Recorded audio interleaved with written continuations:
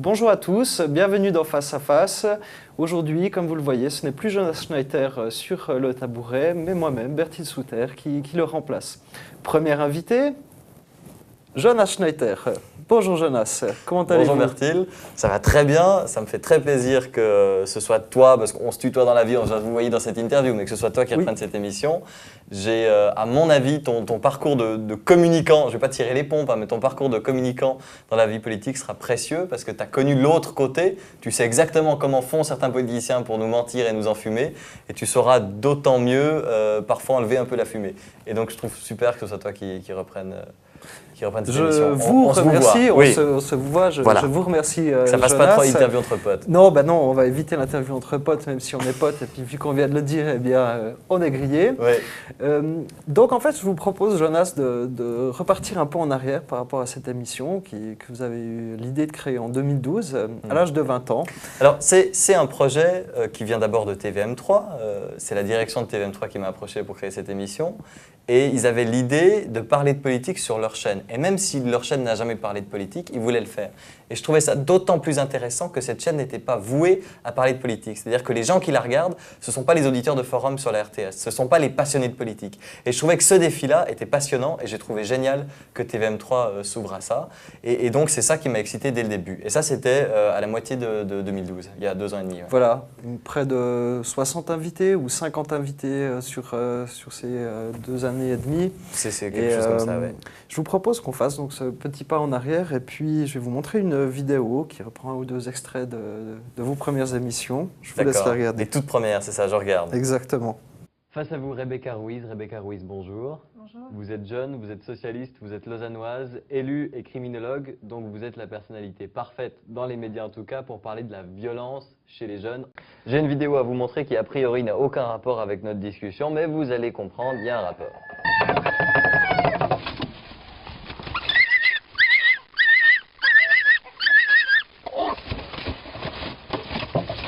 Mais ça vous pose problème, par exemple, qu'on se moque de vous sur Internet parce que vous faites du karting ou Je ne fais pas du karting, j'en ai fait une fois exceptionnellement pour faire plaisir à des journalistes. Ouais. Parce que pour moi, entrer dans un de ces machins, par rapport à ma masse, ma taille, c'est extrêmement difficile. On a d'ailleurs dû m'aider à m'asseoir et à me relever, ce qui en principe n'arrive pas où que ce soit. Mais c'est de la moquerie, non? Non, c'est voir que je peux aller dans un karting. Pour moi, je ne le prends pas pour de la moquerie. Maintenant, ceux qui le prennent pour la moquerie, s'ils ont enfin un motif de rire, ça leur fait au moins un plaisir dans la vie. Après Daniel Brella karting, il y a Daniel Brella Yann Lambiel, c'est la caricature dont vous parliez. Daniel Brella Mobility, on sait que vous avez fait beaucoup pour ce système de car sharing, manifestement les internautes le savent. Et ensuite Daniel Brella Poids.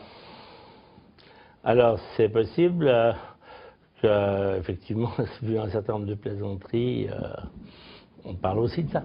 Mais j'ai l'impression que les gens recherchent le chiffre. Les gens veulent savoir, mais Daniel Brella, il pèse combien? On vous pose cette pas question sur Internet, non.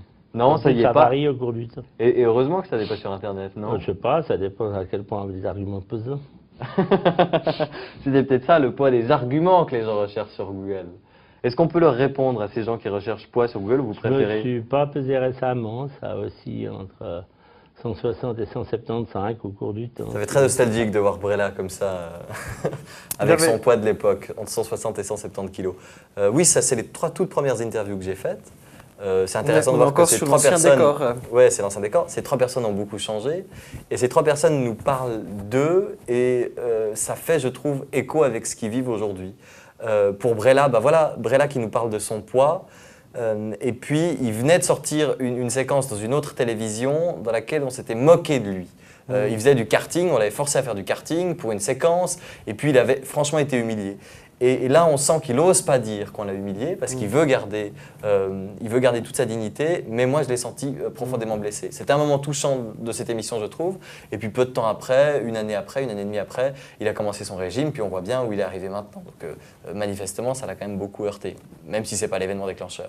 Fatih Derder aussi, je trouve intéressant. C'est quoi la petite histoire alors de lui avoir mis une vidéo pareille Alors, c'est parce qu'il s'était offusqué. Il s'était offusqué parce qu'une de ses collègues parlementaires avait passé beaucoup de temps à parler de la reproduction des lapins. au Parlement. Parce que Fatih Derder, il a un peu cette vocation d'être le Snowden du Parlement, où il révèle tout ce qui se passe dans le Parlement, les coulisses, etc. Et là, il avait reproché à cette parlementaire d'avoir passé beaucoup de temps là-dessus. Et un peu plus tard dans cette interview, on parlait de son engagement politique et de la possibilité ou non de conjuguer ça avec le métier de journaliste. Et c'était drôlement prémonitoire puisque quelques années après, je l'invitais à nous rejoindre sur LFM. Et c'était assez intéressant. Oui. Et puis Rebecca Ruiz nous parlait de ses ambitions. Aujourd'hui, elle est conseillère nationale depuis peu de temps. Donc voilà. Tout à fait, oui. Voilà. Enfin, c'est intéressant de voir que ces trois politiciens ont beaucoup changé. On voit effectivement que depuis 2012, il y a pas mal de choses qui ont changé. Mais je pense que ce qu'ils nous ont révélé dans cette émission n'a pas bougé. C'est-à-dire leurs ambitions, ce qu'ils voulaient faire et puis peut-être leurs blessures aussi pour Brella. Parlons un petit peu des politiciens, de tous ces politiciens qui sont venus. Il y a une chose qui a l'air de ressortir, c'est qu'ils ont tous beaucoup de plaisir de pouvoir parler un peu longtemps. Alors peut-être parfois ça fait zapper nos téléspectateurs, mais au moins ils ont le temps de parler d'eux. On a le temps d'aller gratter un petit peu sous la surface, derrière l'image publique. Et des fois c'est décevant. Il faut bien dire que des fois certains politiciens en fait se plaignent qu'on les a coupés, mais c'est le plus beau cadeau qu'on puisse leur faire parce que ce qu'ils allaient dire juste après était une bêtise. Et moi j'ai eu l'impression de nombreuses fois qu'en recevant des politiciens habitués des débats, ils ont l'habitude de commencer des phrases sans forcément réfléchir à les terminer parce qu'ils savent qu'on va les couper. Et du coup, quand on les laisse terminer, ils terminent avec une bêtise ou avec un argument qui est très faible ou alors avec quelque chose qu'ils n'avaient pas réfléchi. Ils pensent au début et ils ne pensent pas à la fin. Et c'était très intéressant, surtout sur des politiciens habitués de TV. Ils commencent leur phrase avec quelque chose de très fort, c'est terminé avec quelque chose de faiblard. On se dit, tiens, c'est marrant. Il s'attendait à ce que je le coupe et puis finalement, il est presque embêté de devoir terminer sa phrase. Pour d'autres personnes qui sont moins habituées de ça, ça permet effectivement de s'exprimer, puis d'entendre un raisonnement complet, c'était plutôt intéressant. C'est vrai que c'est assez rare qu'on leur laisse vraiment la parole. Mais c'est un choix, c'est pas forcément ce qui devrait être. On ne peut pas dire que c'est l'émission la plus corrosive qui existe sur la politique. Et ça peut poser problème. À certains politiciens, je leur dis, bon ben voilà, de quoi vous voulez parler? C'est arrivé, vous n'avez pas d'actualité chaude, votre personnalité est intéressante, vous êtes connu, on vous entend beaucoup, mais là, de quoi vous voulez parler? Et il y a certains politiciens qui n'ont rien à dire. Bah, je sais pas. On parle de ce que vous voulez. J'ai trouvé ça très intéressant. C'est pas le propre des politiciens quand même finalement de pouvoir rebondir sur tout ce qu'on leur présente, quoi. Faire feu de tout bois, c'est... je trouve que dans cette émission, il y a eu des bonnes surprises avec des politiciens qui avaient des choses à dire, qui avaient une personnalité intéressante. Et puis parfois, il y a des surprises un peu décevantes avec des gens qu'on voit beaucoup dans les médias. Et on se dit, tiens, lui, quand il a du temps... Une bonne surprise. Et on verra si on demande encore la mauvaise surprise, qui est-ce que vous allez vous mettre à dos. Mais disons, la bonne surprise. Dans les jeunes politiciens, j'ai reçu quand même pas mal de jeunes politiciens dans cette émission, des jeunesses de parti, des présidents de jeunesse, etc. Et pour moi, ça a toujours été une bonne surprise. Je m'attendais toujours, notamment sur les jeunes PLR. Je me suis dit, tiens, le premier jeune PLR que j'ai reçu, c'était le président des jeunes PLR. Je me suis dit, tiens, il a l'air un peu d'un fils à papa, il doit être là pour faire plaisir à sa famille. Et puis, on découvre qu'en fait, on s'est profondément planté et qu'il a une véritable passion de la politique, en l'occurrence pour le PLR. Donc ça, par exemple, c'était une bonne surprise. Après, les mauvaises surprises, je ne vais pas vous les donner. Je crois que les téléspectateurs les ont vues, ont été déçus sûrement par certaines personnes. C'est un petit peu ce que vous expliquiez. C'est des personnes qui ont une image publique et puis quand on les laisse s'exprimer un peu plus longtemps, finalement, elles sont presque un peu décevantes, quoi. On attend un petit coup de punch en plus. C'est des gens qui sont brillants quand Esther Marbachi les coupe au milieu de la phrase et qui tout à coup, quand on les laisse parler jusqu'au bout, sont presque décevants. Très bien, merci beaucoup. Vous gardez vos critiques acerbes pour votre futur d'ailleurs, Jonas. Donc revenons juste un petit peu comme ça sur votre carrière, parce que vous êtes tout jeune, donc on a dit, vous avez lancé cette émission lorsque vous aviez 20 ans. Vos premières expériences médiatiques remontent à... quand j'avais 16 ans. Qu'est-ce que vous avez fait quand vous aviez 16 ans? J'ai fait une opération qui s'appelait Génération 07. Le but, c'était, lors des élections fédérales en 2007, de montrer la politique sous un jour jeune. Ce qui n'était pas compliqué pour moi, j'étais jeune. J'ai même dû mentir sur mon âge. Parce vous aviez une chance, c'est votre voix. Vous aviez déjà cette voix, vous aviez déjà mué à 16 ans. Cette fameuse voix grave. À peu près. Tant qu'on ne vous voyait pas, on pouvait penser que vous aviez J'avais des bagues et une voix un peu... Mais oui, c'est vrai. Donc voilà. J'ai fait ça, et puis là, j'ai rencontré beaucoup de politiciens et je me suis rendu compte de leurs difficultés parfois à parler aux jeunes. Et je trouvais ça intéressant.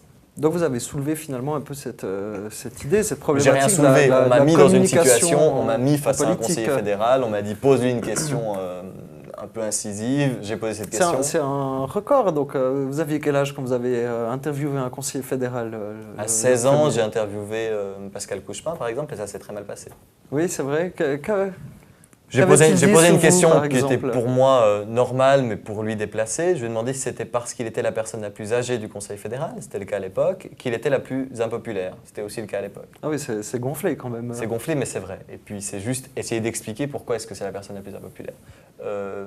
Il m'a invité à faire des études et à revenir une fois que je serai plus intelligent.